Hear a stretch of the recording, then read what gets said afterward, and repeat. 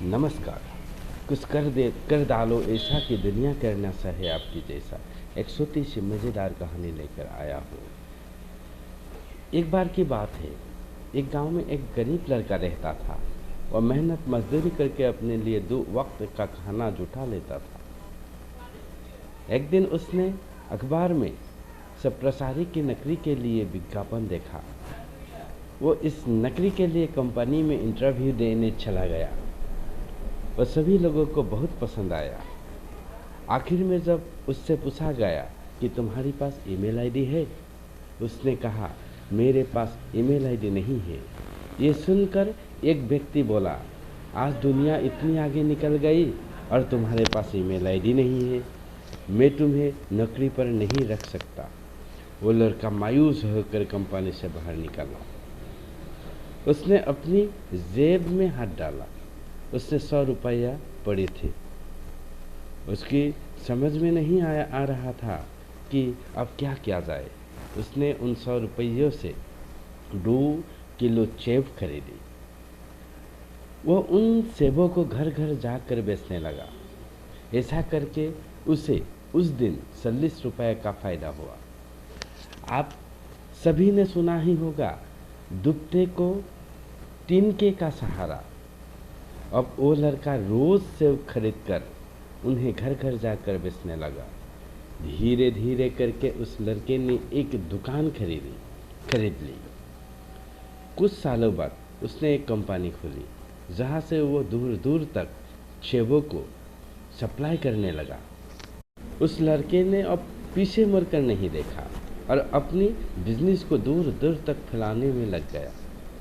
अब वो लड़का सड़क साहब से एक अरबपति बन चुका था।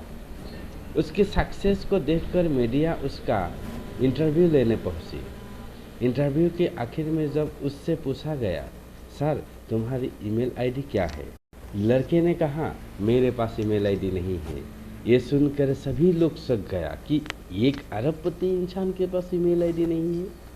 एक आदमी ने पूछा, सर क्या आपको ईमेल आईडी की ज़रूरत नहीं पड़ती?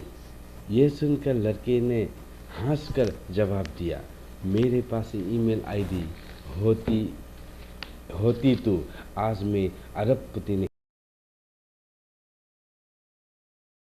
आज मैं एक चपरासी होती। दोस्तों, इस स्टोरी से मैं आपको ये समझाना चाहता हूँ कि हर इंसान के अंदर कुछ ना कुछ स्किल और टैलेंट होता है। इसलिए भीड़ के पीछे भागना बंद करो और अपने टैलेंट और स्किल को पहचानो। दूसरे से अपनी तुलना मत करो। कुछ लोग सोचते रहते हैं कि उनके पास वो है, मेरे पास नहीं है। मैं आपसे यही कहूँगा, जो कुछ तुम्हारे पास है उसे लेकर आगे बढ़ो। अगर आपने ऐसा किया तो दुनिया की कोई ताकत तुम्हें सफल होने से नहीं रोक सकता। एक कहावत है, जो बिखरता है वो एक दिन जरूर निखरता है। मैं इसीलिए कहता हूँ कि कर डालो कुछ ऐसा, करना चाहे दुनिया आपकी जैसा। मैं अब्दुल सलाम और एक मज़ेदार कहानी लेके आया हूँ। कहानी का नाम है साधु की सीख। किसी गांव में एक साधु रहा करता था। वो जब भी नाचता तो बारिश होती थी। अंत गांव के लोगों को जब भी बारिश की ज़रूरत होती थी तो वो लोग साधु के पास जाते और उनसे अनुरोध करते कि वो नाचे, और जब वो नाचने लगता तो बारिश ज़रूर होती। कुछ दिनों बाद 4 लड़के शहर से गांव घूमने आए। जब उन्हें ये बात मालूम हुई कि किसी साधु के नाचने से बारिश होती है तो उन्हें यकीन नहीं आया। शहरी पढ़ाई लिखाई की घमंड में उन्होंने गांव वालों को चुनौती दी कि हम भी नाचेंगे तो बारिश होगी, और अगर हमारे नाचने से नहीं हुई तो इस साधु के नाचने से भी नहीं होगी। फिर क्या था, अगले दिन सुबह सुबह ही गांव वाले उन लड़के को लेकर साधु की कुटिया पर पहुंचे। साधु को सारे बात बताई गई। फिर लड़के ने नाचना शुरू किया। आधे घंटा बीते और पहला लड़का थक कर बैठ गया, पर बादल नहीं आए। दूसरा देर में दूसरे ने भी यही किया और 1 घंटा बीतते बीतते बाकी दोनों लड़के भी थक कर बैठ गए, पर बारिश नहीं हुई। अब साधु की बारी थी। उसने नाचना शुरू किया। 1 घंटा बीता, बारिश नहीं हुई, साधु नाचता रहा। 2 घंटा बीता, बारिश नहीं हुई, पर साधु नाचता रहा। और साधु तो रुकने का नाम ही नहीं ले रहा था। धीरे धीरे शाम ढलने लगी, तभी बादल की गड़गड़ाहट सुनाई दी और जोरों की बारिश होने लगी। लड़के दंग रह गई और तुरंत साधु से क्षमा मांगी और पूछा, बाबा भला ऐसा क्यों हुआ कि हमारी नाचने से बारिश नहीं आई और आपके नाचने से ही बारिश हुई? साधु ने उत्तर दिया, जब मैं नाचता हूँ तो 2 बातों का ध्यान रखता हूँ।